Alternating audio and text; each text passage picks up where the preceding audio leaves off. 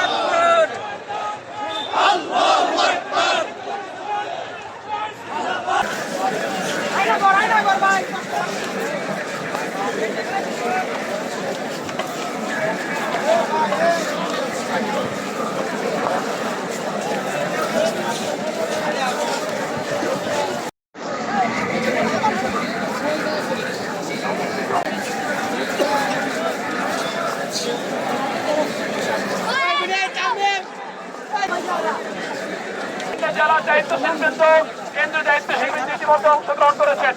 এই মুহূর্তে আপনাদের সামনে মূল্যবান বক্তব্য পেশ করছেন বাংলাদেশ আহলি যুব সংঘের কেন্দ্রীয় সভাপতি শরীফুল ইসলাম মাদানী। আমি মোহতারামকে বক্তব্য পেশ করার জন্য বিনীতভাবে অনুরোধ করছি।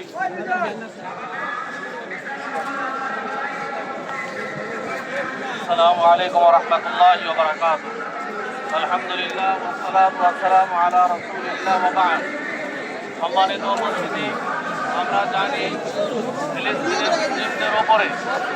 ফিলিস্তিন মুসলিমদের উপরে ইহুদি রাষ্ট্র, ইহুদি আসলে রাষ্ট্র বলা চলে না, একটা উদ্বাস্তু, যাদের কোনো রাষ্ট্র ছিল না। 1948-এর আগে যাদের কোনো পরিচয় ছিল না, যারা বর্বর জাতি ছিল, উদ্বাস্তুর মতো ঘুরে বেড়াতো, মুসলিমরা ইহসান করে যাদেরকে জায়গা দিয়েছিল, তারাই আজকে ফিলিস্তিন রাষ্ট্রকে দখল করার জন্য পায়তারা করছে। ফিলিস্তিনের মুসলিমদের উপরে বর্বর নির্যাতন চালিয়ে তাদেরকে নিধন করে গাজা দখল করার চেষ্টা করেছে। আমরা বলে দিতে চাই, মুসলিমরা কখনোই দুর্বল নয়, মুসলিমরা জিহাদ করার জাতি, মুসলিমরা কখনো ভীতু কাপুরুষ নয়, মুসলিমরা জিহাদ করেই দুনিয়াতে বেঁচে আছে। অতএব মুসলিমরা মরতে জানে, মুসলিমদেরকে ভয় দেখিয়ে লাভ নেই। আজকে ফিলিস্তিনের মুসলিমরা যেভাবে শাহাদাত বরণ করছে, তাদের জন্য এটা একটা সুখবর যে তারা শাহাদাতের মর্যাদা নিয়ে কিয়ামতের দিন তারা জান্নাতে প্রবেশ করবে ইনশাআল্লাহ। ফিলিস্তিন এর এই বুক থেকে একদিন এই ইসরায়েলি ইহুদিদেরকে তাড়িয়ে দেওয়া হবে, এমনকি তারা ভয়ে সন্তুষ্ট হয়ে গাছের হতে, গাছের পিছে তারা লুকিয়ে থাকবে। গাছ পর্যন্ত তাদের জবান খুলে যাবে এবং গাছ বলবে যে আসো হে মুসলিম জাতি, তোমরা আসো, দেখো আমার পিছে ইহুদি দাঁড়িয়ে আছে। তখন সেই ইহুদিকে খুঁজে বের করে হত্যা করা হবে। বেশি দূরে নয়, এই ইহুদিবাসী, এই ইহুদিরা এবং খ্রিস্টানরা, তোমরা সাবধান হয়ে যাও, মুসলিমরা তোমাদেরকে হত্যা করবে, মুসলিমরা একদিন বিজয় লাভ করবেই করবে ইনশাআল্লাহ। আজকে মুসলিমদের বিজয়ের জন্য মুসলিমদেরকে অবশ্যই ঐক্যবদ্ধ হতে হবে, সকল শ্রেণীর মুসলিমদেরকে ঐক্যবদ্ধ হতে হবে।